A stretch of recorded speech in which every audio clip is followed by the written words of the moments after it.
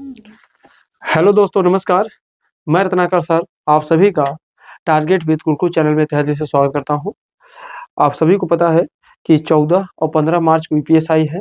8 और 9 और 10 जून को आपका यूपीपी का एग्ज़ाम है। इसी बीच में मई में समथिंग आपका लेखपाल का एग्ज़ाम है। तो इन सभी जगह हिंदी आती है। इन सभी जगह हिंदी आपके सिलेबस में है और हिंदी का इसके पहले हमने 2 चैप्टर इसके ऑलरेडी डाल दिए हैं। इसके पहले मैंने हिंदी का विकास डाल दिया है, ऐतिहासिक विकास और फिर हिंदी का संवैधानिक विकास और ये आपका तीसरा चैप्टर है जिसको हम लोग बोलते हैं वर्णमाला।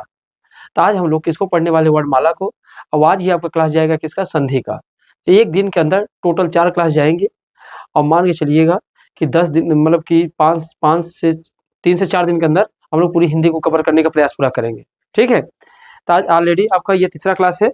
तीसरा क्लास आपको यूट्यूब चैनल पहुंच जाएगा, टारगेट विद गुरुकुल चैनल पे। तो जितने भी हमारे भाई हैं, बंधु हैं, बहन हैं, सभी क्या करेंगे, क्लास को पढ़ के तब जाएंगे। आइए, तो आज का हमारा जो टॉपिक है भैया, हम लोग मुख्यतः आज जो हम लोग पढ़ने वाले हैं, क्या पढ़ने वाले हैं, वर्णमाला। क्या पढ़ने वाले हैं भाई,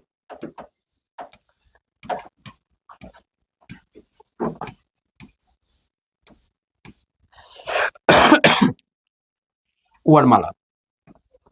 और वर्णमाला से आप देखेंगे तो यहाँ से प्रश्न बनते हैं। वर्णमाला टॉपिक से, वर्णमाला से भैया प्रश्न खूब बनते हैं। तो उन प्रश्नों को हम लोग देखेंगे कि क्या प्रश्न बन सकते हैं और हमारे एग्जाम के लिए क्या इंपॉर्टेंट है ना। तो वर्णमाला टॉपिक को हम लोग क्या करेंगे, कंप्लीट करेंगे ना। अच्छा, तो थोड़ी सी पहले मैं बात कर लेता हूँ भैया, थोड़ी सी बात एक्स्ट्रा करूँगा मैं हिंदी की, थोड़ी सी बात कर लेता हूँ हिंदी की ना। बाकी आपको ऑलरेडी इसके पहले वाले क्लास मैंने सब कुछ पढ़ा दिया है। थोड़ी सी बात करेंगे भैया हिंदी की। हिंदी से भी क्वेश्चन बनते हैं। हिंदी से अगर मैं हिंदी से थोड़ा सा क्वेश्चन बना दूं आपको, फिर वर्णमाला आप चलेंगे। थोड़ी सी बात हिंदी पर बनाएंगे, ज़्यादा नहीं। अगर बच्चे मैं हिंदी की बात करूंगा तो सबसे बड़ी बात है इस हिंदी की लिपि क्या होती है। आपसे क्वेश्चन पूछा जाएगा कि हिंदी की लिपि क्या है। तो इसकी लिपि कौन सी होती है प्यारे, तो इसकी लिपि होती है देवनागरी। कौन सी होती है, देवनागरी इसकी क्या होती है। तो देवनागरी इसकी क्या होती है भैया, लिपि होती है। ठीक है ना, देवनागरी ये कैसी शब्द है, तो ध्यान देना इसे फारसी या पारसी शब्द है, ध्यान देना। तो क्या है, तो ये क्या है, देवनागरी लिपि है भैया। इसके साथ साथ दूसरी पॉइंट अगर क्वेश्चन बनेगा, यह इसी को बोलते हैं फारसी बोलते हैं, इसी को हम लोग पारसी भी बोलते हैं, या इसी को बोल देंगे ईरानी। क्या बोलेंगे, ईरानी शब्द है। अगर हिंदी स्वयं में पूछे कौन सा शब्द है, तो हिंदी स्वयं में कौन सा शब्द है भैया, तो हिंदी आपका स्वयं में क्या है, फारसी है या पारसी है, ईरानी शब्द है। कैसा शब्द है, फारसी ईरानी शब्द है। अब पूछे इसकी आदि जननी कौन सी है, अगर आपसे पूछा जाए आदि जननी कौन सी है इसकी, अगर आदि जननी की बात करेगा, जननी जननी मतलब तो जिससे इसका जन्म हुआ है, दादी परदादी कहने मतलब। आदि जननी कौन है भैया, तो आदि जननी हिंदी का क्या है, संस्कृत है। क्या है, संस्कृत है। अगर सिर्फ आपसे पूछे कि जननी कौन सी है, हिंदी की जननी कौन है, तो जननी की बात करेंगे तो कौन है, अपभ्रंश है। क्या है, अपभ्रंश है।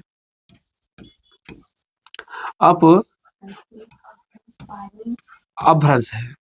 ठीक है, अगर अगली पॉइंट यहीं पे बात करूंगा, एक पॉइंट और बात करूंगा। अगर आपसे कहूं तो एक अपभ्रंश के भी कौन से अपभ्रंश है, क्योंकि अपभ्रंश क्या है, आपके एनडी तिवारी, भोलानाथ तिवारी, तो भोलानाथ तिवारी के अनुसार अपभ्रंश को 7 भागों में बांटा गया था।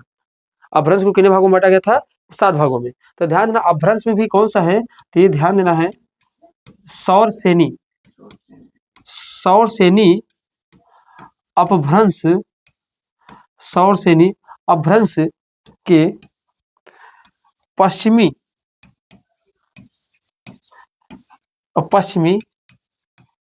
हिंदी के अंतर्गत खड़ी बोली में आता है। इसके पहले अपभ्रंश उपभ्रंश सारी बातें हमने कर लिया। सौरसेनी अपभ्रंश क्या होती है इसके पहले मैंने सब कुछ पढ़ा दिया है। तो जो सौर देखिए अपभ्रंश ही कितने खंडों में टूटा है, 7। तो उसी में एक आता है कौन सा है, सौरसेनी अपभ्रंश। और सौरसेनी अपभ्रंश के अंदर भी क्या आता है, पश्चिमी हिंदी। और पश्चिमी हिंदी के अंतर्गत ही कौन सी आती है, खड़ी बोली। और उसी खड़ी बोली को ही हम लोग क्या माने हैं, हिंदी माने हैं। क्या माने भैया, हिंदी माने है ना। अब बेसिक हिंदी का जो मानक समय होता है कब माना जाता है, तो ध्यान देना विशेषकर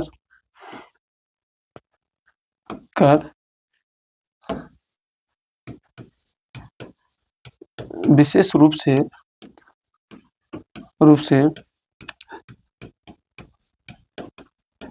हिंदी का समय, जो हिंदी का समय होता है 1100 ईस्वी माना जाता है। हिंदी का समय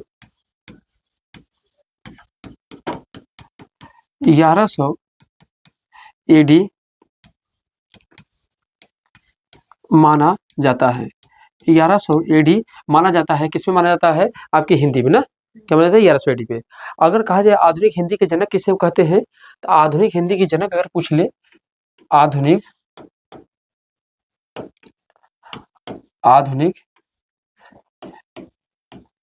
हिंदी के जनक, आधुनिक हिंदी के अगर जनक की बात करेंगे भैया, तो आधुनिक हिंदी जनक कौन है? भारतेंदु हरिश्चंद्र। कौन है? भारतेंदु हरिश्चंद्र। तो भैया इस भी क्वेश्चन को याद रखेंगे, भारतेंदु हरिश्चंद्र होते हैं आधुनिक हिंदी के क्या है? जनक है हिंदी में। ठीक है, तो ये थोड़ी सी बात तो हमने किसकी बता दी है? हिंदी बता दिया। मुख्यतः मुझे पढ़ाना क्या है, तो मुझे आपको मुख्यतः पढ़ाना क्या है भैया? आपको वर्णमाला। पर अच्छा, एक क्वेश्चन बच्चे और मेरे प्यारे यही से बन जाता है, जरा से इनको भी आप याद रख लीजिएगा यहीं पर। अब चर्चा किया हूँ तो फिर हाल थोड़ी सी चर्चा इनके बारे में भी कर लेता हूँ थोड़ी सी यहीं पर। आपसे पूछ लेगा कि कौन किसकी है, अगर संस्कृत पूछे लिपि कैसे, भाषा दिया रहेगा भैया मेरे भाई, क्या दिया रहेगा? भाषा दिया रहेगा, और क्या दिया रहेगा? लिपि। क्या दिया रहेगा भैया? लिपि। तो जो भाषा और लिपि दिया हुआ है, तो आपसे पूछेगा, जैसे अगर मैं आपसे कहूँ संस्कृत की लिपि क्या है, संस्कृत की लिपि क्या है, तो संस्कृत की लिपि क्या है भैया? तो अगर लिपि बात करेंगे तो इसकी क्या है? ब्राह्मी है। क्या है? ब्राह्मी इसकी क्या है? लिपि है। इसी तरीके से हिंदी की लिपि आपको पता है, हिंदी की लिपि आपको पता है क्या है? देवनागरी है। कौन है? देवनागरी है। इसी तरीके से अगर मैं आपसे पूछूं कि अंग्रेजी की लिपि क्या है भैया, अंग्रेजी की जो लिपि है वो क्या है, तो अंग्रेजी की लिपि बताइए क्या है? रोमन है। क्या है? रोमन है। अंग्रेजी की लिपि क्या है? रोमन। उर्दू की लिपि बताइए क्या भैया? उर्दू, उर्दू की जो लिपि है उसे बोलते हैं फारसी। क्या बोलते हैं? फारसी बोलते हैं। अगर आपसे मैं पूछूं, हाँ विदेशी है। अच्छा, बांग्ला, बांग्ला का अगर देखेंगे तो क्या होता है? बांग्ला। क्या होता है उसका? बांग्ला। अगर मैं आपसे कहूँ यहीं पर किसकी बात करूँ? पंजाबी। किसकी बात करूंगा? पंजाबी। तो पंजाबी की लिपि कौन सी है? आपकी गुरुमुखी। तो ये कुछ लिपि भी है, यहाँ से कई बार प्रश्न पूछे जाते हैं। तो संस्कृत की लिपि क्या है? ब्राह्मी है। हिंदी की लिपि देवनागरी है। अंग्रेजी की लिपि रोमन है। उर्दू की लिपि फारसी है। और बांग्ला लिपि बांग्ला है। और पंजाबी की लिपि क्या होती है? गुरुमुखी होती है ना। अगर आपसे पूछा जाए कि हिंदी किस शब्द बना है, तो हिंदी शब्द से बना है। किससे बना है भैया? यह ध्यान देना है, यह हिंदवी, हिंदवी शब्द से हिंदी बना है ना, बना है। तो हिंदी से रिलेटेड जो पॉइंट्स क्वेश्चन बन सकते हैं वो सारे पॉइंट हमने एक ही स्लाइड में डाल दिए हैं। अब आइए स्पेसिफिक होकर हम लोग वर्णमाला की तरफ चर्चा करते हैं ना। तो आइए चलिए वर्णमाला की तरफ भैया आइए। चलिए यहाँ तक की बातें अगर आ गई है, समझ में आ गया है, तो मेरे भाई आप सभी लोग स्क्रीनशॉट इसका ले लीजिए, फिर आगे बढ़ते हैं हम लोग। हाँ आइए देखिए, चलिए अब हेडिंग बनाएंगे बच्चे हम लोग वर्णमाला। वर्णमाला, तो आपको सभी को पता होना चाहिए कि वर्णमाला किसे कहते हैं। वर्णमाला किसे कहते हैं? तो वर्णमाला का मतलब क्या होता है भैया? वर्णों के व्यवस्थित क्रम में, वर्णों को, जो वर्णमाला है वर्णों को व्यवस्थित क्रम में रखने की प्रक्रिया को क्या कहते हैं? वर्णमाला कहते हैं। तो सीधी सीधी बात कर सकते हैं, वर्णों या लिप चिन्हों को व्यवस्थित क्रम में या समूहों में रखना ना, सीधा कह सकते हैं वर्णों या लिपि, क्या ले सकते हैं? लिपि चिन्हों, लिपि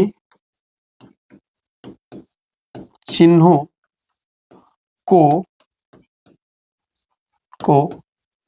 क्रमबद्ध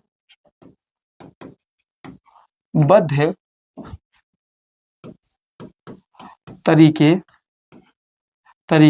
से व्यवस्थित करना वर्णमाला कहलाता है। क्या कहलाता है भाई? वर्णमाला कहलाता है। पहले बताइए, इतनी बात समझ पाए ना कि वर्णों को व्यवस्थित क्रम में रखने की जो प्रक्रिया होती है उसे हम लोग क्या कहते हैं भैया? वर्णमाला कहते हैं ना। अच्छा, यहीं पर थोड़ी सी कुछ डिफिनेशन है, उनको आप साथ में ही रख लेंगे तो ज्यादा फायदा रहेगा। जैसे वर्णमाला से क्वेश्चन पूछेगा बच्चे, दूसरी बात आपसे पूछेगा, किससे पूछेगा? आपसे एक संधि पूछता है। क्या पूछता है भैया? आपसे एक संधि पूछेगा। तीसरा आपसे पूछेगा समास के बारे में पूछेगा, समास के बारे में पूछेगा। चौथा आपसे उपसर्ग के बारे में पूछेगा और पांचवा आपसे प्रत्यय के बारे में पूछेगा ना। इनकी परिभाषा एक जगह ही आप रख लीजिएगा तो आपको बेहतर रहेगा। तो संधि क्या होती है? तो संधि किसे कहते हैं? ध्यान देना भैया, दो वर्णों के मेल को, दो वर्णों के मेल को, दो वर्णों के मेल को क्या कहते हैं हम लोग? संधि कहते हैं। अभी आगे पढ़ाऊंगा। दो वर्णों के मेल को हम लोग क्या कहते हैं? संधि कहते हैं। समास किसे कहते हैं?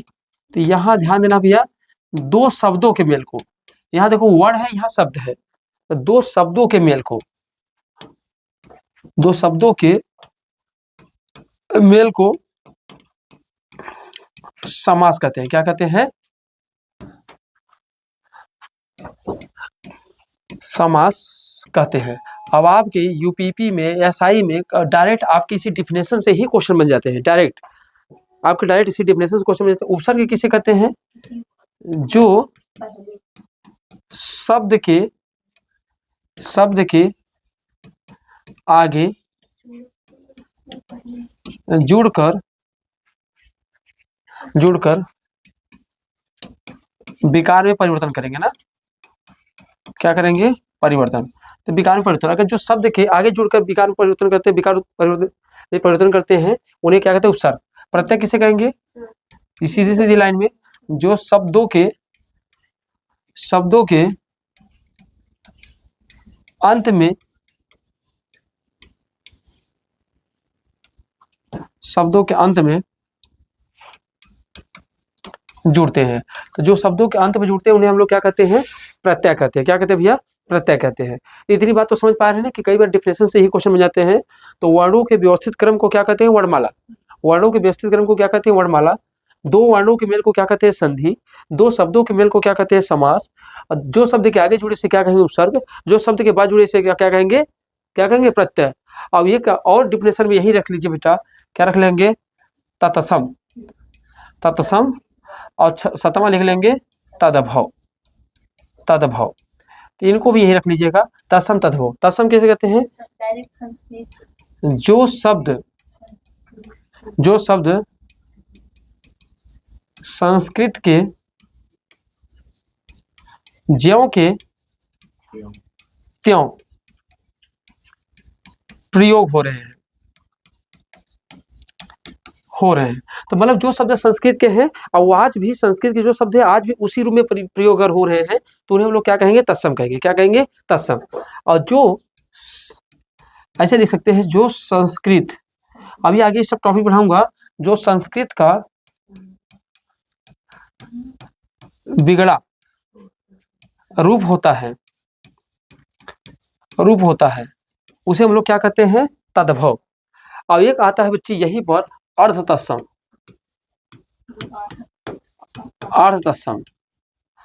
अर्ध तत्सम किसे कहते हैं? ये छोटी छोटी बातें हैं पर मोटी मोटी बातें हैं। तद्भव जिसे कहते हैं, जो संस्कृत का बिगड़ा स्वरूप होता है उसे क्या कहेंगे? तद्भव। जो शब्द संस्कृत के ज्यों के त्यों प्रयोग हो रहे हैं उसे क्या कहेंगे? तत्सम।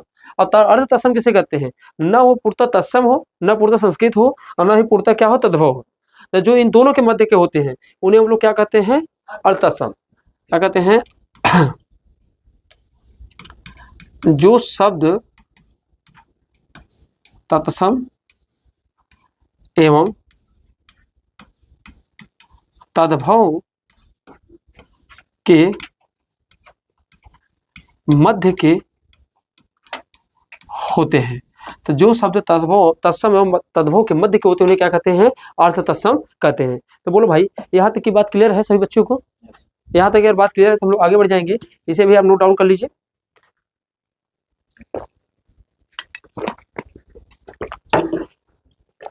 आइए चलिए अब आते हैं स्पेसिफिक होकर हम लोग वर्णमाला में देखते हैं।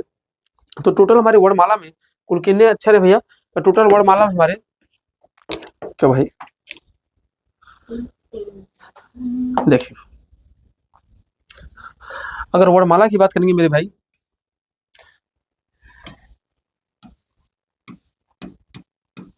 वर्णमाला, अगर वर्णमाला देखो जी, वर्णमाला में कुल कितने वर्ण होते हैं? तो वर्णों की संख्या, इसको वर्ण की संख्या क्या कितनी होती है भैया? 52। कितनी होती है? 52। तो कितने वर्ण होते हैं? तो टोटल वर्णों की संख्या कितनी होती है भैया? 52 होती है। कितनी होती है? 52। अब देखो, अब टोटल वर्ण की संख्या जब 52 है तो इन्हीं 52 को हम लोग क्या करेंगे? तोड़ेंगे, और तोड़ के अलग अलग करके फिर इनके अर्थों को क्या करेंगे? हम लोग समझेंगे। अब देखो जो वर्ण है, वर्णमाला है ना, इसकी अगर बात करेंगे बच्चे, तो इसमें सबसे पहला जो हमारे पास होता है, सबसे पहला जो होता है, सबसे पहले जो होता है स्वर। क्या होता है? स्वर। तो भैया स्वर अभी बताएंगे स्वर किसे कहते हैं? स्वर। तो स्वर की संख्या कितनी होती है भाई?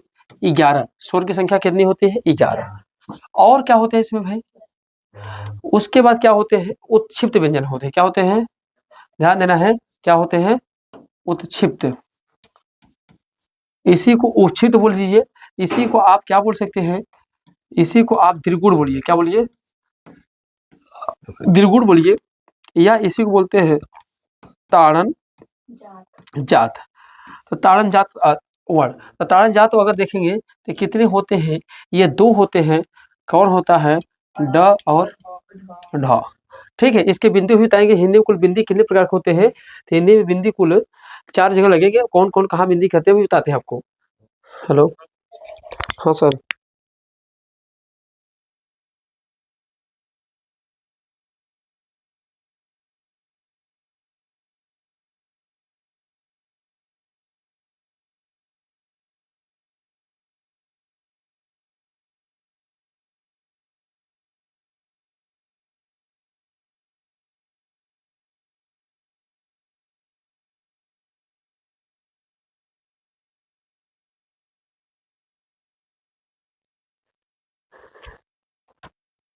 चलिए देखिए, तो कौन होते हैं उत्क्षिप्त व्यंजन? या क्या होते हैं भैया? द्विगुण होते हैं ना। उसके बाद भैया अगली कौन से होते हैं? संयुक्त। कौन होते हैं? संयुक्त अक्षर। संयुक्त अक्षर क्या बोलते हैं इसको? संयुक्त अक्षर। तो जो संयुक्त अक्षर होते हैं वो कितने होते हैं? 4 होते हैं। कितने होते हैं भाई? 4 होते हैं। और 4 कौन है आप लोग को पता है? भी सब बताऊंगा कौन कौन कैसे बने। छ, त्र, ज्ञ एंड द स्र। ये 4 जो होते हैं उन्हें संयुक्त अक्षर बोलते हैं। ये 4 होते हैं। ताड़न जात कितने होते हैं? ये 2 होते हैं। संख्या में कितने होते हैं भाई? यह 2 होते हैं। अभी आप कहेंगे सर स्वर कौन होते हैं? तभी स्वर हम लोग पढ़ेंगे कौन कौन। अभी सिर्फ आपको बता देता हूँ कौन शब्द कितने होते हैं। इसके बाद भैया अगला क्या होता है? अयोगवा। क्या होता है? अयोगवा। और अयोगवा में 2 होते हैं। अयोगवा की संख्या कितनी होती है? 2 होती है। इसमें एक मेरे भाई अनुस्वार होता है। क्या होता है? अनुस्वार होता है। और दूसरा हमारे पास क्या होता है? विसर्ग होता है। तो अनुस्वार की संख्या कितनी होती है? 1 होती है। कितनी होती है? 1। जो इस तरीके से लिखेंगे अनुस्वार। ठीक है। अब एक होता है विसर्ग, इसको हम लिखते हैं इस तरीके से, तो यह है विसर्ग। तो अनुस्वार और विसर्ग मिलकर क्या बनाते हैं? अयोगवा बनाते हैं। क्या बनाते हैं? अयोगवा। फिर उसके बाद भाई हमारे क्या होते हैं? व्यंजन होते हैं। क्या होते हैं? व्यंजन। अब व्यंजन की संख्या भाई कितने होते हैं? टोटल 33 होते हैं। कितना होते हैं? 33। और 33 में भी देखेंगे तो इससे क्या किया गया है? बांटा गया है। 33 में भी देखेंगे बांटा गया। एक तो क्या होते हैं? स्पर्श व्यंजन होते हैं। क्या होते हैं? स्पर्श व्यंजन। स्पर्श व्यंजन कितने होते हैं? 25 होते हैं। फिर आपके क्या होते हैं? उष्म व्यंजन होते हैं। उष्म व्यंजन होते हैं। और उष्म व्यंजन कितने होते हैं आपके? 4 होते हैं। अब जानते हैं तीनों स और ह, तीनों स और मिला देंगे क से लेके प तक। और फिर उसके बाद क्या होते हैं? अंतस्थ व्यंजन होते हैं। क्या होते हैं? अंतस्थ व्यंजन। अंतस्थ व्यंजन। अवस्थान व्यंजन भी कितने होते हैं? 4 होते हैं। कितने होते हैं? 4। अब आप देखिएगा इन सभी को आप जब जोड़ेंगे तो आपका 52 आना चाहिए। जैसे देखिए 11, 2 कितना हो गया? 13, 13 और 4 कितना हो गया? 17, 17 और 2 कितना हो गए? 19, 19 हो गए। 19 और 33 जब जोड़ेंगे तो कितना हो जाएंगे? 19 और 33 को जोड़ेंगे तो कितना हो जाएगा? 52। ठीक है ना? तो टोटल कितने वर्ण होते हैं? यही 52 वर्ण होते हैं। अब इन्हीं 52 वर्ण में एक खंड स्वर होता है और दूसरा खंड क्या होता है? व्यंजन होता है। ठीक है, तो हम लोग एक खंड किसको पढ़ेंगे? स्वर के बारे में पढ़ेंगे, और एक खंड किसके बारे में पढ़ेंगे? व्यंजन। अर्थात आप समझ चुके होंगे क्लास 2 पार्ट में होने वाली है। एक में स्वर खत्म करेंगे, दूसरे में क्या खत्म करेंगे? व्यंजन खत्म करेंगे। बोलो ठीक है भाई? अगर यहाँ तक की बातें मेरे भाई समझ में आ चुका हो बताइए, फिर नहीं आगे बढ़ते हैं। कौन कितने होते समझ में आ गया है? और हम लोग देखेंगे भी वर्ड किसे कहते हैं, समझेंगे। चलिए आइएगा, अब आगे बढ़ते हैं, आगे सोचते हैं। अब देखो जी, आपको बताऊं ना, तो सबसे पहले क्या होती है भाषा, कैसे बनती है भैया, कैसे कोई चीज बनता है? तो सबसे पहले क्या होती है? ध्वनि होती है। क्या होती है? ध्वनि। क्या होती है भाई? ध्वनि होती है। और ध्वनि, अब बताओ, अब ध्वनि तो बहुत सारी होती है। ध्वनि जिससे कोई बच्चा रो रहा है, के पे चे पे कुछ भी कर रहा है, पर जरूरी नहीं ना सभी ध्वनि को हम पहचान पाए। और जो ध्वनियों को पहचान पाते हैं, कुछ समझ पाते हैं, तो उन ध्वनियों को आगे जब बढ़ते हैं तो उन ध्वनि को हम लोग क्या कहेंगे? वर्ण। ध्वनि से जब आगे बढ़ते हैं तो क्या बनता है भाई? वर्ण बनता है। क्या बनता है? वर्ण। अब इन्हीं वर्णों में जिनका संकेत तैयार कर लेते हैं, सब कुछ कर लेते हैं, उन्हें हम लोग क्या कहते हैं? वर्ण से आगे बढ़ते हैं, क्या बनता है? अक्षर। क्या बनता है? अक्षर। यहाँ से भी क्वेश्चन खूब बने हैं, ध्यान से बनना है। अक्षर क्या बनेंगे? अक्षर। और जब इन्हीं अक्षरों को हम क्या करेंगे? सार्थक क्रम में लगा देंगे तो क्या बनेगा? शब्द बनेगा। क्या बनेगा? शब्द बनेंगे। क्या बनेंगे? शब्द। अब इन्हीं शब्दों को जब आगे बढ़ाएंगे तो क्या बनेगा? पद बनेगा। क्या बनेगा? पद बनेगा। पद बनेगा। इन्हीं पद को आगे बढ़ाओगे तो क्या बनेगा? पदबंध बनेगा। क्या बनेगा? पद बंध बनेगा। अब पदबंध से फिर आगे जब बढ़ेंगे तो क्या बनेगा? उपवाक्य बनेगा। उपवाक्य बनेगा।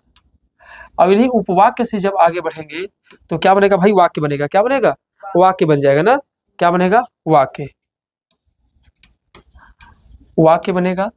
अब इन्हीं वाक्य से जब आगे बढ़ोगे तो क्या बनता है? कहानी। समझ रहे हो? तो कहानी किससे बनती है? वाक्य से। तो सबसे पहले क्या आता है? ध्वनि आती है। ध्वनि के बाद क्या आता है? वर्ण आता है। वर्ण के बाद क्या आता है? अक्षर आता है। अक्षर से मिलकर क्या बनता है? शब्द। शब्द के बाद क्या आता है? पद। पद के बाद क्या आता है? पदबंध। पदबंध के बाद क्या आता है? उपवाक्य। उपवाक्य के बाद क्या आता है? वाक्य। वाक्य के बाद क्या आता है भैया? कहानी। क्या आता है भैया? कहानी। तो इन सभी से छोटी छोटी कहानियां बनती है भैया, क्वेश्चन बनते हैं। जैसे ध्वनि से क्वेश्चन क्या क्या बनेगा भाई, इनको याद रखना है आप लोग को। तो ध्वनि सबसे पहला क्वेश्चन बनेगा कि भाषा की मौखिक रूप से सबसे छोटी इकाई है। तो भाषा की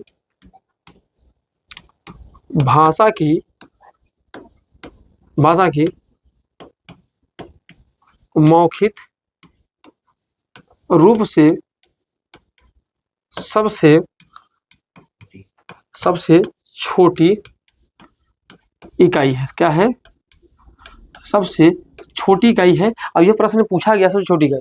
यह भाषा विज्ञान के इसे स्वर कहा जाता है। क्या कहा जाता है भैया इसे? इसे एक पॉइंट आउट लिखा लेंगे। भाषा परिवार का स्वर कहा जाता है। इसे क्या कहते हैं? तो भाषा परिवार का क्या कहा जाता है भैया? स्वर कहा जाता है। अब दूसरी बात, वर्ड से अगर बात करेंगे तो भाषा के लिखित रूप से सबसे छोटी इकाई, क्योंकि इसे लिख पा रहे हैं। ठीक है ना? तो क्या लिख सकते हैं इसके बारे में? आप इसके बारे में लिख सकते हैं, भाषा के लिखित रूप में सबसे छोटी इकाई। भाषा की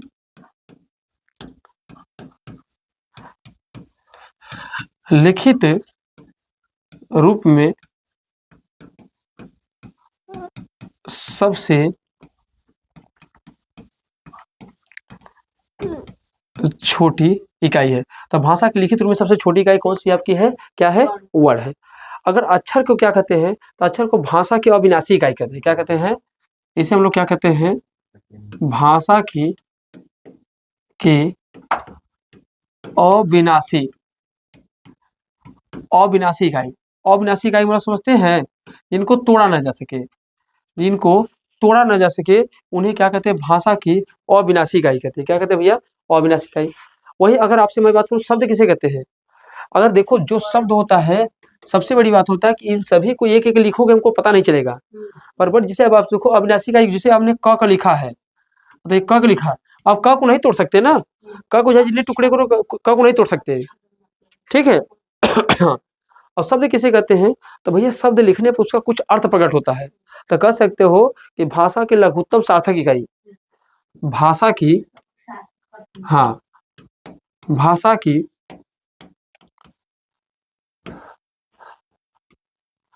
भाषा की लघुत्तम सार्थक इकाई है, सार्थक इकाई है। तो भाषा की लघुत्तम सार्थक इकाई कौन है, आपका शब्द है। कौन है, शब्द है। और वही अगर वाक्य की बात करेंगे तो वाक्य के बारे में सीधा सीधा ले सकते हैं भैया, क्या ले सकते हैं आप वाक्य के बारे में, क्या ले सकते हैं कि ये भाषा के सबसे बड़ी इकाई है, भाषा की सबसे बड़ी एक सार्थक इकाई है ना, क्योंकि यहाँ से आप पढ़ेंगे तो सेंटेंस की पूरी अर्थ पता हो जाएंगे। भाषा की सबसे बड़ी सार्थक इकाई है। तो यहाँ से मेरे भाई क्वेश्चन बना है कई बार। अब जो क्वेश्चन मैंने यहाँ आपको बताया हूँ डायग्राम को फ्लो की चार्ट से, आप इसको ऐसे याद कर लेंगे। तो ध्वनि से बनेगा भाषा की मौखिक रूप से सबसे छोटी इकाई पूछ लेगा, या भाषा परिवार का स्वर कहा जाता है। वर्ण किसे कहेंगे, भाषा की लिखित रूप से सबसे छोटी इकाई बोलेंगे। अक्षर किसे कहेंगे, भाषा की अविनाशी इकाई बोलेंगे। शब्द को क्या कहेंगे, भाषा की लघुत्तम और सार्थक इकाई होता है। और फिर वाक्य किसे कहेंगे, भाषा की सबसे बड़ी और सार्थक इकाई होती है ना। तो इनसे भी क्वेश्चन बनते हैं, तो आप इनको भी भैया क्या करेंगे, आप याद रखेंगे, ठीक है ना। आए, अगर यहाँ तक की बातें समझ में आ गया होगा तो हम लोग आगे चलेंगे। अब एक एक करके क्या करेंगे, पढ़ना चालू करेंगे, ठीक है। आइए देखो, अगर मैं आपसे कहूँ तो थोड़ी सी फैक्ट के बारे में और जान लेते हैं, फिर आगे बढ़ते हैं ना। चलिए, यहाँ तक की बात हो गया ना। आइए भैया, अब आपको बताऊँ ना, हिंदी वर्ण वाले मूल वर्णों की संख्या कितनी बताई गई है, 44 कितनी बताई गई है। हाँ, इन सबको भी क्वेश्चन बनते हैं, इनको भी जानते रहिएगा। अब ध्यान दीजिएगा क्वेश्चन जो पूछ रहा है वो किस ट्रेंड में पूछ रहा है ना। तो आपसे अगर पूछ ले हिंदी वर्णमाला में मूल स्वरों की संख्या कितनी, मूल वर्णों की संख्या कितनी है, हिंदी वर्णमाला में, वर्णमाला में मूल वर्णों की संख्या, अगर मूल वर्णों की संख्या पूछ रहा है भाई, तो ध्यान देना, तो मूल वर्णों की संख्या कितनी होती है, 44 कितनी होती है, 44। तो याद रखेंगे मूल वर्णों की संख्या कितनी होती है, 44 होती है। और इस 44 को दो भागों में बांटा गया है, एक आपका स्वर आएगा और दूसरा कौन सा आएगा, व्यंजन। तो जो स्वर होते हैं, स्वर कितने बताए गए हैं, 11, और व्यंजन कितने बताए गए भैया, 33। तो अगर देखेंगे, अगर हिंदी वर्णमाला में मूल वर्णों की संख्या अगर देखेंगे तो कितनी होती है, 44 कितनी होती है, 44। वही अगर उच्चारण के आधार पर वर्णों की संख्या देखेंगे तो कितने होंगे भैया, 45। अगर उच्चारण के आधार पर देखेंगे वर्णों की संख्या कितनी होती है, उच्चारण मतलब जिसको हम बोलते हैं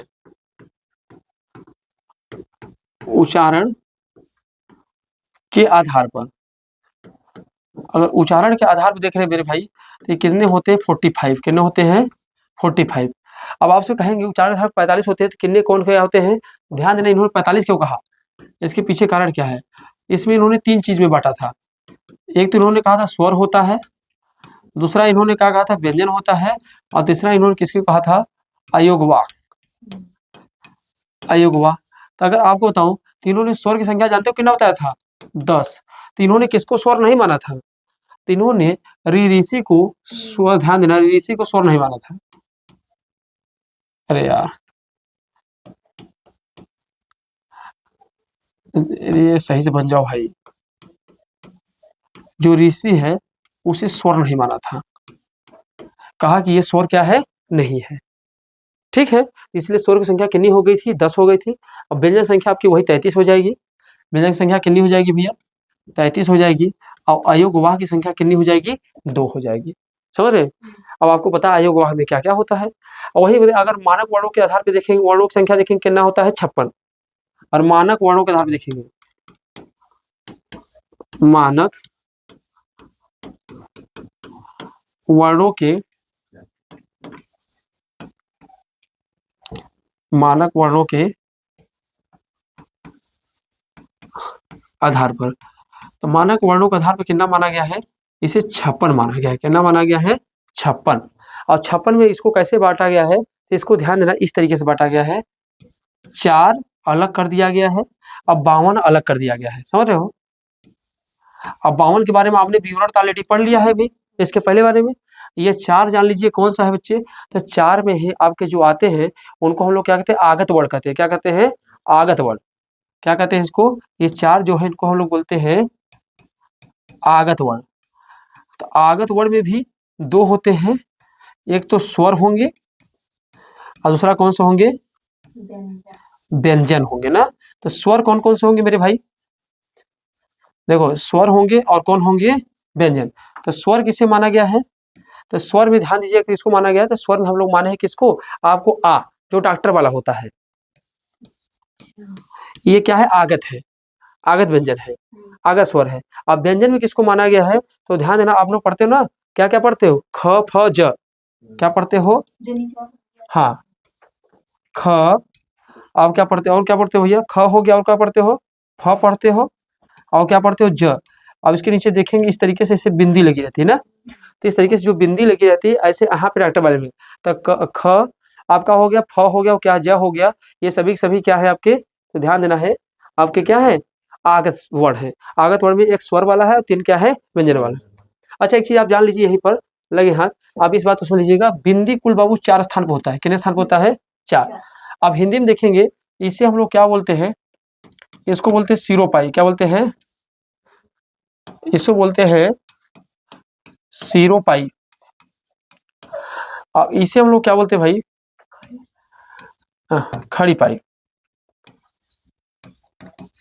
ऐसे बोलते हैं खड़ी पाई। ठीक है, तो ये हमारा क्या हो गया है, इसे हमने बोला है खड़ी पाई ना। अब खड़ी पाई बोला है, मान के चलो कि ये हमारा क्या है, ऐसे समझो, इसको इधर लिखेंगे। अभी हमारे पास क्या है, खड़ी पाई। तो जो इस तरीके से खड़ा है इसको हम लोग क्या बोलेंगे, सिरो पाई, और जैसे खड़ी पाई। अब बिंदु कुल 4 जगह होती है, एक यहाँ होता है, एक यहाँ होता है, एक यहाँ होता है, एक यहाँ होता है। ये कुल हिंदी में 4 जगह बिंदु लगता है। जो ऊपर बिंदु लगता है ना, इसे हम लोग क्या बोलते हैं मेरे भाई, अनुस्वार। क्या बोलते हैं, इसे बोलते हैं अनुस्वार बोलते हैं। इसे क्या बोलते हैं इसे बोलते हैं आगत। क्या बोलते हैं, आगत। तो इसे बोलते हैं भैया आगत वर्ण बोलते हैं। आगत वर्ण वाला जो अभी हमने आपको बताया, इस वाले को क्या बनते हैं, इसको हम लोग क्या बोलते हैं मालूम है, इसे बोलते हैं द्विगुण। द्विगुण या इसको ताड़न जात बोलते हैं। अब इसको हम लोग जानते हो क्या बोलते हैं, पंचमा। पंचमाक्षर जैसे अंगक में लगा रहता है, तो ये पंचमाक्षर वाला है, द्विगुण वाला है, आगत वाला है, और वो क्या अनुस्वार है। सीधी पाई को सिरो पाई, खड़ी वाली इसी वाले को खड़ी पाई बोलते हैं ना। तो ये बिंदु भी जानते रहिएगा इनके आधार पे। अगर वहीं पर अगर आपसे बोलेंगे, अब क्या होंगे हमारे पास भाई, अब होंगे अगर परंपरागत आधार पर अगर देखें, हिंदी वर्णमाला में कितनी संख्या होती है, 49। तो अब याद रखिएगा, हिंदी वर्णमाला में कुल मूल वर्णों की संख्या कितनी बताई गई, 44। उच्चारण के आधार पर कितने बताए गए हैं, 45। मानक वर्णों के आधार पर कितने बताए गए हैं, 56। 56 में 52 का आपने डिटेल देख चुका है, 4 का आपने समझ लिया, 4 में कौन क्या क्या होते हैं। बोलो यहाँ तक किसी को भाई कोई समस्या हो तो आगे नहीं, आगे बढ़ जाए, कोई समस्या नहीं, आइए आगे।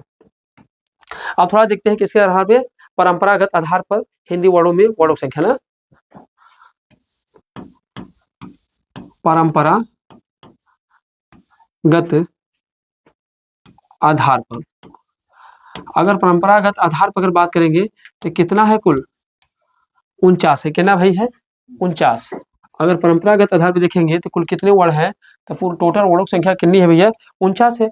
और 49 है तो इसको भी तो बांटा गया होगा ना, इसको भी तो बांटा गया है। इसमें ध्यान दीजिए क्या होगा, स्वर होगा, व्यंजन होगा, क्या होगा, संयुक्त अक्षर। हमको कितना पहुंचाना है इसको, 49 पे। तो देखो जी, सबसे पहले क्या होता है, स्वर होता है। क्या होता है, स्वर। फिर कौन होगा आपका, व्यंजन। और फिर कौन होगा, संयुक्त अक्षर। ठीक है, यही होते हैं। अब आपको बताऊं जो स्वर है ना, इसमें स्वर क्या माना गया है, 11 + 2। अब 11 + 2 का समझते हो, 11 मूल स्वर है, 2 क्या है, अयोगवा वाले हो। व्यंजन संख्या कितनी मानी गई भैया, 33 कितना मानी गई है 33। तो 13 बताओ, ये हो गया 33 हो गया, कितने हो गए? अब ये 33 है और 33 है तो 46 हो गए। अब बचे कितने? 3 बचे। तो संयुक्त अक्षर में सिर्फ कितने माने गए हैं? 3 माने गए। कितने माने गए हैं? 3। और 3 कौन कौन से माने गए हैं? छत्र ज्ञ वाला, बस छत्र और ज्ञ, स्त्र को नहीं माना है इन्होंने ना। तो समझ रहे, इस तरीके से इन्होंने क्या किया था, परंपरागत आधार पर वर्णों का विभाजन किया हुआ था ना। तो परंपरागत आधार पर वर्णों का विभाजन में कुल कितने थे? 49 थे। स्वर कितने थे? 11 + 2। व्यंजन कितने थे? 33। संयुक्त अक्षर कितने थे? 3 माने गए थे। स्त्र को नहीं माना था इन्होंने। अब परंपरा, अब हम लोग अब कुल मिला के ये कह सकते हैं कि हम लोग अब वर्ड पे आ सकते हैं। अब देखते हैं तो वर्णमाला में आप जानते हैं, वर्णमाला की अगर बात करेंगे बच्चे, तो वर्णमाला में 2 पक्ष होते हैं। एक प्यारे मेरे स्वर होते हैं और दूसरा क्या होता है? व्यंजन ना जी। तो सबसे पहले हम लोग स्वर को समझेंगे और फिर किसको समझेंगे? व्यंजन को। तब हम लोग पढ़ने चल रहे हैं स्वर को। कैसे चले? स्वर को। अभी तक तो आपने जो कुछ भी पढ़ा है, अभी एक बेसिक स्ट्रक्चर आपने पढ़ा है वर्णमाला से। अभी तक आपको जो बेसिक पढ़ाया हूँ वहां से भी क्वेश्चन खूब आने की संभावना होते हैं और वर्णमाला से क्वेश्चन आना तय ही है। ये मान के चलो 1 से 2 क्वेश्चन, 2 क्वेश्चन, 3 क्वेश्चन देखने को मिल जाएंगे। आइए, तो हम हेडिंग बनाएंगे बच्चे, हम लोग स्वर। क्या बनाएंगे? स्वर। तो सबसे पहली बात यही है कि स्वर कहते किसे ना, स्वर किसे कहते भाई? तो स्वरों की बात करेंगे ना, तो स्वतंत्र रूप से बोली जाने वाली ध्वनियों को हम लोग क्या कहते हैं? स्वर ना। क्या कह सकते हैं? स्वतंत्र रूप से बोले जाने वाली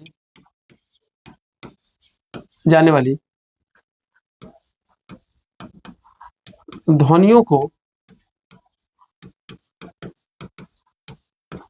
स्वर कहते हैं। क्या कहते हैं? स्वर कहते हैं। तो बताओ भैया, यहाँ तक किसी को, बच्चे को कोई समस्या है क्या? तो हमने ये बता दिया स्वर किसे कहते हैं। तो स्वतंत्र रूप से जो बोले जाने वाली ध्वनियां होंगी उन्हीं को हम लोग क्या कहेंगे? स्वर। अच्छा, अब आपसे कहेंगे इसकी कौन कौन से स्वर होते हैं भाई? आप तो ये तो जान लो ना स्वर कौन कौन से होते हैं। हाँ, तो इसे ध्यान देना है। अ होता है, आ होता है, हाँ, ई ई ई ई उ ऊ, फिर किसकी नंबर आएंगे? ऋषि आ जाएगा। क्या आ जाएगा भाई? ऋषि। फिर ए ऐ, फिर ओ, और क्या हो जाएंगे? आओ। यही आपके स्वर होते हैं मेरे भाई, बस यही स्वर होते हैं, ध्यान दीजिएगा। अगर आपसे पूछा जाए स्वर कौन कौन होते हैं, तो स्वर आपके यही होते हैं। अ आ ई उ ऋषि ए ऐ ओ। गिन लो, 2 2 4 2 6 2 8 2 10 1 11। तो स्वरों संख्या मूलतः कितनी थी? 11। अब बताओ, अगर मैं आपसे कहूँ इनके मात्रा लगाने की कोशिश करोगे तो इसका कोई मात्रा होता है? नहीं होता है। इसका मात्रा क्या होता है भाई? एक खड़ी पाई होता है। इसकी मात्रा अगर पूछा जाए क्या होती है? छोटी की मात्रा। इस तरीके से इसकी क्या होती है? बड़ी की मात्रा। इसकी क्या होती है भाई? छोटा हो। इस तरीके से स्टाइल टूटी रही। ऋषि की क्या होती है भाई? और इसकी मात्रा करोगे तो इस तरीके से रहती है। और इसकी बात करोगे तो एक चुंडी होती है। इसकी बात करोगे कितनी चुंडी होती है? 2 चुंडी होती है। इसकी बात करोगे खड़ी पाई, एक चुंडी होती है। समझ रहे हो? अब इसकी बात करोगे एक खड़ी पाई, डबल चुंडी होती है। यही तो इसकी मात्रा होती है। तो देखो, इसमें कोई इसकी मात्रा नहीं होती है ना, इसलिए इसे हम लोग सहित स्वर या उदासीन स्वर कहते हैं। इसे क्या कहते हैं? इसे हम लोग सहित स्वर क्या कहते हैं? आपसे क्वेश्चन आ जाए तो आप याद रखेंगे, इसे सहित स्वर या इसे क्या कहते हैं? उदासीन स्वर। क्यों? क्योंकि इसकी कोई भी, आप ध्यान समझिएगा, तो इसका कोई भी मात्रा भैया नहीं होता है ना, इसीलिए इसे सहित स्वर या उदासीन स्वर के नाम से जानते हैं। अब यहाँ पे बच्चे अगर देखा जाए तो क्वेश्चन बनेगा ना, बताइए उच्चारण के आधार पे, उच्चारण के आधार पर स्वर की संख्या कितनी होती है? अगर उच्चारण के आधार पर स्वर की संख्या कहेंगे तो कितना होगा आपका? 10 होगा। कितना होगा? 10। क्योंकि आप जानते हो कि जो ऋषि है उसे हम लोग स्वर क्या होते हैं भाई? नहीं मानते हैं। इसे स्वर क्या होते हैं? नहीं मानते हैं। अगर यहीं पर कहेंगे मात्रा के आधार पर कितने होते हैं बताओ? अगर आपसे पूछूं मात्रा के आधार पे स्वर की संख्या कितनी होती है, तो आप तब भी बताएंगे कितना होता है 10, क्योंकि आपको पता है अ की कोई भी मात्रा नहीं होती है, अ की कोई भी मात्रा आपकी नहीं होती। जब अ की कोई मात्रा ही नहीं होती है, अ की मात्रा क्या होती है भैया, नहीं होती है, तो अ की कोई मात्रा नहीं होती भैया, इसका मतलब इसके भी कोई स्वर नहीं होते हैं। ऐसे स्वरों की संख्या कितनी होती है भाई, ऐसे पे अगर देखा जाए तब परंपरागत आधार पर स्वरों की संख्या कितनी होती है, परंपरागत आधार पर स्वरों संख्या कितनी होती है, इसकी कितनी होती है 13, कितनी होती है 13। अब जानते हैं ना, परंपरागत आधार पूछेंगे तो कितना बताएंगे 13, क्योंकि इसमें दोनों शामिल हो जाएंगे, क्या शामिल हो जाएंगे आपका, इसको तोड़ दोगे जिस तरीके से, एक तो 11 होंगे भाई, और ये कितना होंगे 2, और ये जो 2 है इन्हीं को हम लोग क्या बोलते हैं, अयोग वाह बोलते हैं। अब यही अयोग वाह की बात करेंगे तो यह अयोग वाह 2 होते हैं, एक होता है अनुस्वार होता है, अब एक होता है विसर्ग होता है। अब यही जब विसर्ग और अनुस्वार मिलते हैं तो इन्हीं को हम लोग क्या बोलते हैं, अयोग वाह बोलते हैं। अनुस्वार कौन सा होता है, ये वाला होता है, और विसर्ग आपसे पूछा जाए कौन सा होता है तो ये वाला होता है, समझ रहे हो। तो इस तरीके से बांटा गया। अब यही अगर ऐसे देखेंगे स्वरों की संख्या कितनी होती है, तो ऐसे अगर स्वरों की संख्या पूछेगा भैया आपसे, बताइए स्वर की संख्या कितनी होती है, तो ऐसे बताएंगे अब कितना होते हैं 11, कितने होते हैं 11। अब इन 11 स्वरों को कुल कितने भागों में बांटा गया है, 3 भागों में। कितने भागों में बांटा गया है, 3 भागों में। 3 भागों में कौन कौन से 3 भाग बांटे गए हैं देखेंगे, 3 भाग, तो कौन कौन से हैं। एक का नाम क्या है, मूल स्वर है, क्या है, मूल स्वर होते हैं। हाँ नहीं, मूल स्वर होंगे, मूल स्वर होंगे, दीर्घ स्वर होते हैं, और तीसरा जो होता है उसको हम लोग संयुक्त स्वर। कितने होते हैं,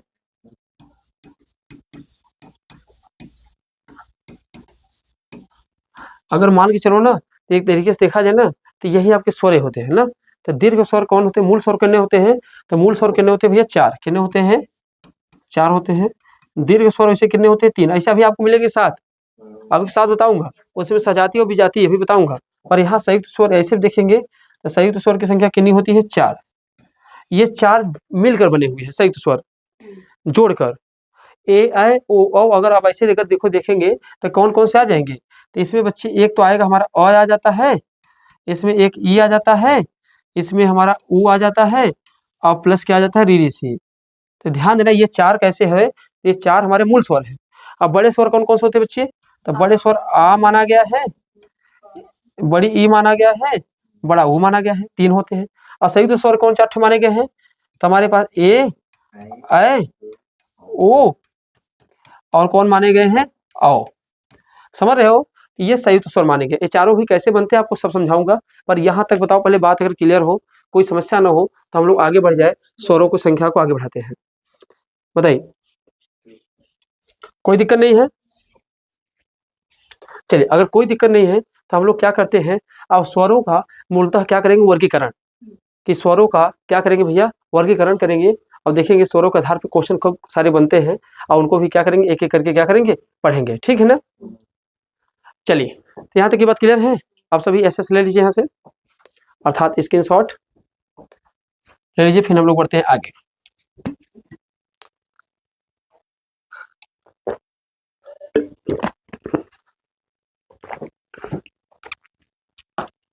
आइए, देखो जी, अब स्वरों के चलेंगे, पढ़ेंगे प्रकार को।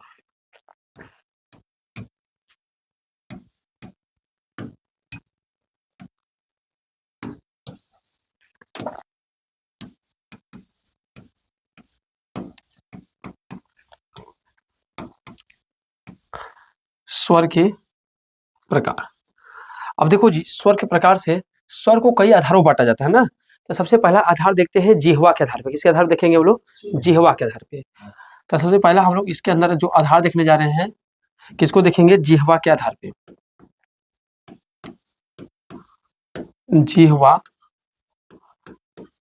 के आधार पर।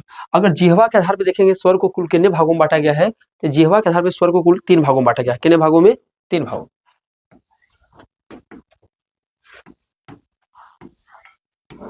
अब देखो ये क्या होता है, अग्रस्वर क्या होते हैं, अग्रस्वर होते हैं। फिर कौन सा होता है आपका, मध्य स्वर होते हैं। और अंत में क्या होते हैं भैया, क्या होते हैं, पश्च स्वर। तो बस पश्च स्वर। अब पश्च स्वर इसका मतलब आप समझ लीजिए, इसका डिफिनेशन लिखाने की कोई जरूरत नहीं है। जो मुख के अगले हिस्से से बोला जाए उसे क्या कहेंगे, अग्रस्वर कहेंगे। जो मुख के बीच वाले हिस्से से बोला जाए उसे मध्य स्वर कहेंगे। और जो मुख के एकदम पीछे वाले हिस्से से निकला जाए उसे क्या कहेंगे, पश्च स्वर। अब इसका सबसे बढ़िया एग्जाम्पल आपको बता देता हूँ, आप समझ जाएंगे एकदम बढ़िया से। इसमें मध्य स्वर में हमेशा बच्चे आप लोग किसको डाल दो, अ को। और हमेशा कहाँ से बोला जाता है, मध्य से। और यहाँ आपको लेना है 2, मात्र क्या लेना है, ई लेना है। अब ई के साथ बड़ी ए लेना है। अब इसके साथ क्या लेना है, बड़े। देखो ई अगले हिस्से से बोले जाते, ई आगे से। ओ देखो हल्का बीच में चला जाएगा। अब इसके अलावा जो बच गए हैं, अब बताओ सब कहाँ जाएंगे, आ देखो कहाँ जाएगा, पीछे। आ बोलो, पीछे जाएगा आराम से। आप आराम से फिल करके लिख सकते हो, आ हो गया बच्चे। और बताओ क्या छूट गया, आ छूट गया, आपका ऊ छूट गया, बड़ा ऊ छूट गया। ओ ना। तो ये देखेंगे, तो इस तरीके से आप देखेंगे तो पश्च स्वर संख्या में आपके देखेंगे कितने आ जाएंगे, 2 2 4 1 5 आ जाएंगे। मध्य में 1 होता, अग्र स्वर में कितने होते हैं, 4। तो अगर आपके जिह्वा का आधार पूछे तो अग्र स्वर में कौन कौन आएंगे, ई, छोटी ई, बड़ी ई, ए। मध्य में कौन आएगा, अ आएगा। पश्च स्वर में कौन आएगा, आ, उ, बड़ा उ, ओ, औ। ये सभी कहाँ आते हैं, पश्च स्वर मतलब पीछे से ध्वनि निकलता है इनका। इनकी ध्वनि कहाँ से निकलेगी भैया, पीछे से। आइए यहाँ तक की बात होगी। आइए इस आधार को समझ गए। अब आइए हम लोग देखते हैं ओष्ठ के आधार पे, किसके आधार पे,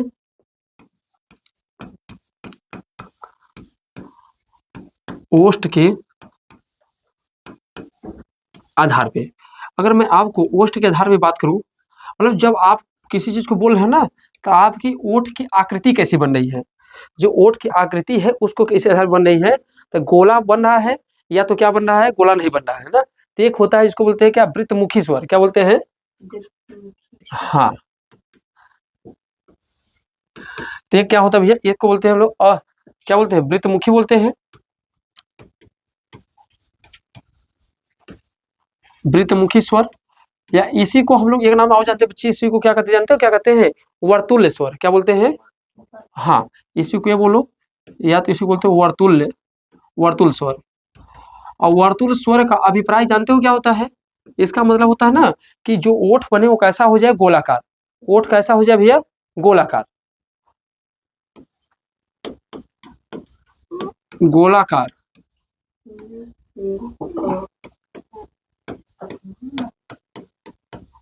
ओष्ठ कैसा बने, तो ओष्ठ का संरचना जो हो कैसा हो, गोलाकार।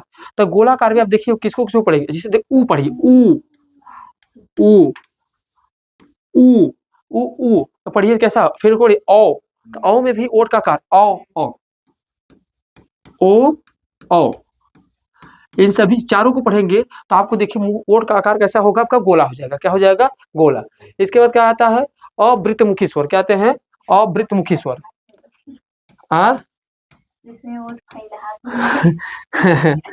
अवृत्त मुखी में ओठ फैलहाक हो जाए, क्या बात है, क्या डेफिनेशन है भाई, क्या गुंडा बनेगा तू है। ओठ बताओ कह रहा है फैलहा से हो जाएगा, अरे फैले मतलब वो गोला नहीं बनेगा, जितना है ओठ उतने कि फैलेगा अपने से जी, है। अगर इसमें बताएंगे तो इसको हम लोग क्या पढ़ेंगे भैया, 2 भागों में बांट के पढ़ लेंगे। इसको 2 भागों में बांटेंगे। एक तो क्या होगा, अवर्तुल्य स्वर होंगे, अवर्तुल्य अवर्तुल्य स्वर होंगे। अब एक होता है अर्धवर्तुल्य स्वर,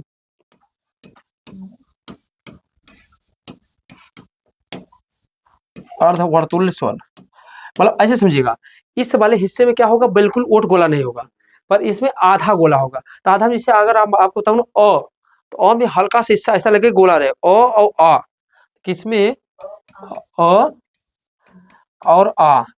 अब बताइए ऐसे कौन कौन सा आपको दिखाई दे रहे हैं जो अवर्तुल होंगे। अब ई बोली ई, ई में कोई ओट का आकार जा रहा है? नहीं जा रहा है। ई ई ई ई ई में कोई जा रहा है? नहीं जा रहा है ना। तो ई में कोई नहीं जा रहा है तो अवर्तुल में कौन हो जाएगा? और ई हो जाएगा। और क्या हो जाएगा? ए ए ए ए। आप हर एक चीज को एकदम फिल कर लीजिए, आप भूलेंगे नहीं। अवर्तुल मतलब देखिए जिसमें आपका आकार मतलब गोला हो ही ना। और ई फैल जा रहा है। ए फैलहा हो जा रहा है ना। है? ओ आ इसमें थोड़ा सा फैल के सिकुड़ रहा है, फैलने का अपेक्षा। और जब इन सभी को बोलेंगे उ ओ, तो इन सभी आपका ओट का आकार कैसा हो जा रहा है बाबू? गोला हो जा रहा है। ठीक है, तो इनके आधार पे भी आप याद कर लेंगे। ठीक है, चले आगे चले। चलिए आइए आगे देखते हैं। ओष्ठ के आधार पे हो गया। अगला आपसे पूछेगा ना प्रयत्न या मुख के आधार पे। प्रयत्न या मुख के आधार पर, अगर इनके आधार पर देखेंगे तो इनके आधार पे भी स्वरों को क्या किया गया है भैया? बांटा गया है। तो देखो कौन सा होता है? एक होता है विवृत स्वर होता है। कौन कौन होता है? एक होता है विवृत स्वर। क्या होता है? विवृत स्वर होता है। अब विवृत स्वर में कौन आता है? तो विवृत स्वर में सिर्फ आपका कौन आता है भैया? आता है। क्या आता है? आता है, विपरीत स्वर होता है। दूसरा कौन सा? अर्ध विपरीत स्वर। क्या आएगा? अर्ध, ऐसे डालेंगे अर्ध विपरीत स्वर। अर्ध विपरीत स्वर जो होता है, अगर मैं आपसे अर्ध विपरीत स्वर की बात करूंगा, इसमें अ ए और औ आएगा। अ ए और क्या आएगा? औ आएगा। ये ध्यान देना, ये तीनों अगर किसमें आएगा अर्ध विपरीत, एक आता है समृद्ध स्वर आएगा। क्या आएगा? समृद्ध, समृद्ध स्वर। अब समृद्ध स्वर किसे कहते हैं? समृद्ध में कौन कौन आते हैं भैया? ई ई उ ऊ, ई ई उ उ ऊ। अब ये क्या होगा भैया? एक को बोलते हैं क्या? अर्ध समृद्ध स्वर। क्या बोलते हैं?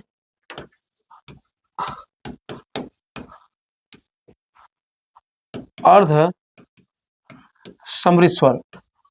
अब इसमें जो बच गया बच्ची वो इसमें आ जाएगा। कौन कौन आएगा? ए और ओ। जरा से इसका मतलब क्या है? मतलब जब किसी चीज को बोलो तो मुंह हमारा पूरा खुल जाए तो उसे बोलेंगे विपरीत स्वर। आ में आपका पूरा मुंह खुलेगा, आ। पर अर्ध विपरीत स्वर कहेंगे तो इसमें आधा मुंह खुलेगा, ओ ए ओ, तो इसमें हल्का मुंह खुलेगा। समृद्ध स्वर में इसमें मान के चलिएगा कि आपको मुंह नहीं खुलेगा, जैसे आराम से ई, तो वो धीरे से हल्का सा खुलेगा। ई उ ई उ बहुत हल्का सा स्पेस रहेगा, काम हो जाएगा। और इसमें थोड़ा सा इसके पीछे ए ओ। ठीक है, अब इनको अगर मुंह बंद कर लेंगे तो आप मुंह बंद करके आ नहीं बोल सकते। आप ऐसे इस तरीके से अपना मुंह बंद कर लीजिए, अब बंद करके आ बोलिए, आ नहीं बोल पाएंगे। तो ये क्या है? मुख कोई खुलने के आधार पर है भैया। तो अगर मुख पूरा खुलेगा तो उसे बोलेंगे विपरीत स्वर, बोलेंगे आ जाएगा। अगर मुख आधा खुल रहा है इसमें अ ए और औ आ जाएगा। अगर मुख आपका एकदम तन्नी से खुल रहा है इसमें आ जाएगा, और थोड़ा सा अगर ज्यादा खुलता है तो आपका ए आ जाएगा। ठीक है ना? तो मुख खुलने के आधार पर आप भैया इनको आप समझ लीजिएगा। बताइए, यहां तक की बात क्लियर हो तो हम लोग आगे बढ़े। ठीक है, आइए अब सबसे ज्यादा इंपॉर्टेंट हमारे लिए है, हमारे लिए सबसे ज्यादा इंपॉर्टेंट ये है क्योंकि इसी से हम पढ़ेंगे संधि। मात्रा या उच्चारण के आधार पर स्वर। अब देखिए भाई, मात्रा या उच्चारण के आधार पर स्वर को अगर बांटेंगे, इसको कुल हम लोग कितने भागों में बांटते हैं? तो इसको 3 भागों में बांटते हैं। कितने भागों में? 3। कौन होता है? तो पहला होता है, इसको बोलते हैं एक मात्रिक स्वर। क्या बोलते हैं? एक मात्रिक। एक मात्रिक का मतलब जिसमें एक मात्रा हो। क्या हो? एक मात्रा हो। या इसी को हम लोग क्या कहते हैं? मूल स्वर कहते हैं। क्या कहते हैं भैया? इसी को हम लोग क्या कहते हैं? मूल स्वर कहते हैं। या इसी को हम लोग क्या बोलते हैं? प्राथमिक बोलते हैं। क्या बोलते हैं? इसी को बोलते हैं प्राथमिक स्वर बोलते हैं। इसी को हम लोग प्राथमिक को, इसी को हम लोग क्या बोलते हैं? ह्रस्व स्वर बोलते हैं। हर्ष स्वर बोलते हैं, या इसी को हम लोग किस नाम जानते हैं, लघु, समझ रहे हैं, लघु स्वर। इन्हीं सब का नाम ध्यान देना, या तो एक मातृ स्वर बोलो, या तो मूल स्वर बोलो, या प्राथमिक बोलो, या हर्ष बोलिए, या तो क्या बोलिए भैया, लघु स्वर। लघु स्वर की संख्या कितनी होती है, लघु स्वरों की संख्या कितनी होती है मेरे भाई, 4 होती है। कौन कौन सी होती है, अ होती है, छोटी ई होती है, छोटा सॉरी बड़ा कहाँ से हो रहा जी, ऊ होता है, और कौन सा होता है आपका री सी। जब इन मात्राओं की आप गणना करेंगे, इसके लिए सिर्फ आपको क्या गिनना पड़ेगा, एक गिनना पड़ता है।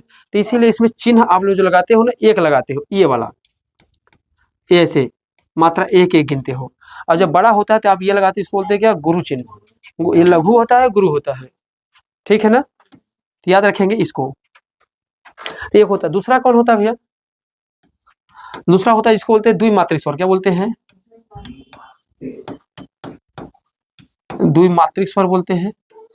इसी को द्विमात्रिक बोल दो, चाहे तो आपका मन करे इसी को क्या बोल दो, आप इसी को क्या बोल सकते हो, संधि स्वर भी बोल सकते हो। क्या बोल सकते हो, इसी को संधि, क्योंकि संधि इसी पे चलेगी, संधि स्वर, संधि स्वर होगी।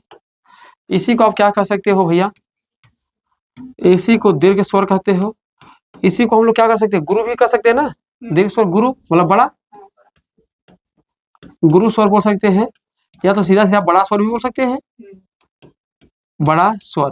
तो ये ध्यान देना, इनके नाम है, तो कभी भी द्विमात्रिक स्वर, संधि स्वर, या दीर्घ स्वर, या गुरु स्वर, या बड़ा स्वर कर सकते हैं। अब इसकी संख्या कुल कितनी होती है मेरे भाई, इसकी संख्या टोटल होती है, टोटल 7 होती है। कितनी होती है, 7। अब जो छूट गए तो इधर आ जाएंगे, आ, बड़ी ई, बड़ा ऊ, ए, ओ, और क्या होता है, आओ, ठीक है। अब इनको भी ना 2 भागों में बांटा गया। कितने भागों में बांटा गया है, 2। इनको भी 2 भागों में बांटा गया है। एक होता है सजाती, एक हो जाता है सजाती स्वर, अब एक होता है विजाती स्वर। अब सजाती स्वर किसे कहते हैं, अब विजाती स्वर किसे कहते हैं, तो सजाती स्वर का किसे कहते हैं, जो अपने ही परिवार से मिलके बने होते हैं, उन्हें हम लोग सजाती स्वर कहते हैं। और जो दूसरे के परिवार से मिलकर बने होते हैं, उन्हें हम लोग क्या कहते हैं, विजाती स्वर। तो सजाती स्वरों की संख्या कितनी होती है, 3 होती है। तो विजाती स्वरों की संख्या बताओ कितनी हो जाएगी, 4 हो जाएगी। विजाती स्वरों की संख्या कितनी हो जाएगी, विजाती स्वरों की संख्या 4 हो जाएगी। तो कौन कौन आएगी, जो अपने ही परिवार से मिलकर बने होते हैं भाई, एक कौन आता है, आ होता है, कौन होता है, आ होता है, एक कौन होती है, ई होती है, और ये कौन होता है, ऊ होता है। ये तीनों क्या होते हैं, सजाती। इसके अलावा ये जो चारों हो गए, ए, ओ और औ। अभी बताता हूँ ये कैसे बन के बने होंगे ना, ये 4 क्या होते हैं विजाती स्वर, अभी बताता हूँ कैसे बने हैं ना, क्योंकि इनसे क्वेश्चन बनते हैं। इसका तीसरा जो होता है उसे क्या बोलते हैं, त्रिमात्रिक स्वर बोलते हैं। क्या बोलते हैं,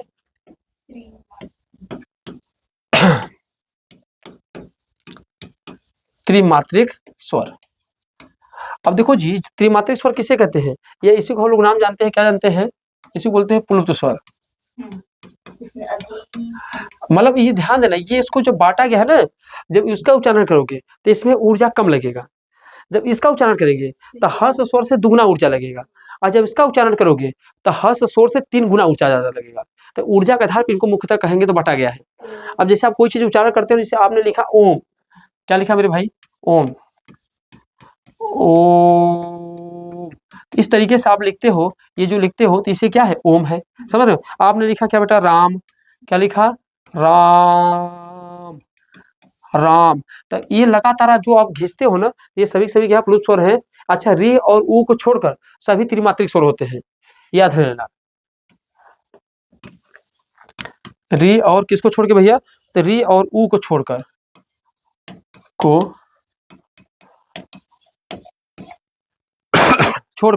सभी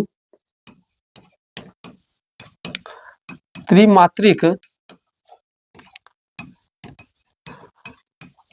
स्वर होता है। तो ध्यान दे बच्चे, अगर देखा जाए तो री और ऊ को छोड़कर सभी क्या होते हैं, त्रिमात्रिक स्वर कहलाते हैं ना। अब जरा से इनके बारे में, सजाती स्वर और विजाती स्वर के बारे में जरा समझ लेते हैं, बने कैसे है ना। अब जरा सा यहाँ तक अगर बातें समझ आए पहले बताओ, फिर आगे बढ़े। यहाँ तक की बातें समझ आ गया, चलिए आइए, अगर यहाँ तक की बातें अगर समझ आई हुई है तो थोड़ी सी बात आगे बढ़ा लेते हैं हम लोग। जैसे अगर आपको बताऊँ ना, जैसे आ बना कैसे होगा, तो आ के बनने के पीछे कुल 4 पॉसिबिलिटी काम करेगी। कितनी पॉसिबिलिटी, 4। या तो अपने ही परिवार से मिलकर बनेगा, तो या किससे मिलकर बना होगा, अ प्लस आ से, या तो हो सकता है आ प्लस अ से, या तो हो सकता है आ प्लस आ से, या तो हो सकता है बच्चे अ प्लस अ से। अर्थात जब आप संधि पढ़ेंगे ना तो इन आ को इन चारों आधार पे ही तोड़ेंगे, या तो आ बनेगा अ प्लस आ से, या तो आ प्लस अ से, या आ प्लस आ से, या अ प्लस अ से। तो इस संधि में काम आएगा, यहाँ से इसको रख लीजिए, इसलिए बता रहा हूँ। अब बताओ बच्चे, अगर इसी तरीके से अगर ई बना होगा तो ई भी के लिए 4 कंडीशन होगा, तो क्या होगा, ई प्लस बड़ी ई प्लस छोटी ई, बड़ी ई प्लस बड़ी ई और प्लस बड़ी ई छोटी ई प्लस छोटी ई, यही तो 4 कंडीशन होंगे। इस तरीके से, इसी तरीके से अगर बच्चे मैं आपसे ऊ की बात करूंगा, किसकी बात करूंगा, ऊ की, किसकी बात करूंगा, ऊ, तो ऊ भी तो ऐसे बनेगा, इसके भी 4 कंडीशन आएगा, ऊ प्लस बड़ा ऊ प्लस छोटा ऊ, बड़ा ऊ प्लस बड़ा ऊ प्लस ऊ छोटा। तो इस तरीके से आप देखेंगे तो ये बना होगा, तो इस तरीके से भैया हमारे ये बना होगा। अब इसी तरीके से अगर आप देखेंगे तो अब आपके पास आता है, ये क्या है, इनको हम लोग बोलते हैं, क्या बोलते हैं, सजाती स्वर। क्या बोलते हैं भैया, सजाती स्वर। तो सजाती स्वरों की संख्या कितनी होती है, 3 होती है। कौन कौन होता है आपको समझ में आ गया ना। और अगला हमारे पास कौन सा होता है, विजाती स्वर। कौन होता है, विजाती स्वर। और विजाती स्वर जो होते हैं वो कौन से होते हैं, आप पता है आपके टोटल कितने होते हैं, 4 होते हैं। तो एक तो बच्चे हमारे पास क्या होते हैं, ए होते हैं, फिर क्या होते हैं, अ होते हैं, फिर क्या होते हैं, ओ होते हैं, और फिर क्या होते हैं, औ। यही तो होते हैं। तो आपसे ये पूछा जाएगा किससे मिलकर ये बने हैं, ये किससे मिलकर बने हैं। तो जो ये बना है ना, ये अ प्लस बेटा ई से मिलकर बना है। किससे बना है, अ प्लस ई मिलाओगे तो क्या टूटेगा, ए। और जो अ होता है, जब ये बन गया ना तो यहाँ ला दो अ और यहाँ ला दो अ, इसलिए जब अ टूटता है तो अ प्लस ए में टूटता है। समझ आ रहा है, ये संधि में बहुत जरूरत पड़ेगी। और ये जो बना है बच्चे, यह अ प्लस किससे मिलकर बना है, ऊ से, अ प्लस ऊ से, तब बढ़ गया ओ। तो अब ओ को उठा लाएंगे हम लोग इधर, तो अ प्लस क्या कर देंगे, ओ कर देंगे, तो हमारे पास क्या बन जाएगा, औ। तो इस तरीके से इनका निर्माण हुआ है, इन सभी का, चारों का। अ प्लस ई से ए, अ प्लस ए से अ, अ प्लस ऊ से ओ, अ प्लस ओ से क्या बना है, औ। इससे मिलके बच्चे हमारे पास क्या बने हैं, ये बने हैं। अब ये हमारा हो गया मात्रा के आधार पे स्वरों के प्रकार। ठीक है, अब एक स्वर का और प्रकार देख लेंगे तो हमारा ये स्वर वाला टॉपिक क्या हो जाएगा, कंप्लीट हो जाएगा। तो हम लोग इसको भी क्या करते हैं, देख ही लेते हैं ना, इनको भी हम लोग क्या करेंगे भैया, देख लेंगे। आइए यहाँ तक पहले बात समझ में आई नहीं आ गया, आइए चलिए, अगर यहाँ तक की बात मेरे भाई समझ में आ गया है तो आइए आगे बढ़ते हैं। अब देखेंगे ना, आपके पूछेगी स्थान के आधार पर, स्थान के आधार पर मतलब कौन से स्वर कहाँ से उच्चारित होते हैं, किस पोजीशन से। तो अगला जो होगा लिखेंगे स्थान के आधार पर। अभी लास्ट में इन सभी का मैं ट्रिक भी बता दूंगा कौन कहाँ से होते हैं। फिलहाल के लिए अभी आप स्वर को जो पढ़ रहे हैं तो एक स्वर को एक साथ ही पूरा अपना देख लीजिए। तो क्या होता है, कंठ स्वर। क्या होता है भैया, कंठ स्वर। तो क्या होता है, कंठ स्वर। तो जो कंठ स्वर होता है इसको ऐसे लिख सकते हैं, कंठ स्वर। तो कंठ स्वर कौन होता है आपका, अ प्लस आ। तो अ प्लस आ आपका क्या होता है, कंठ स्वर होता है। इसका भी लास्ट में ठीक बता दूंगा, आकाहू विसर्णिया। तो कंठ से बोलने वाले सभी हो जाएंगे, आकाहू विसर्णिया कंठ से बोलने वाले सभी हो। जिससे आपको बताऊं, जैसे यहाँ मैं बता सकता हूँ, आकाहू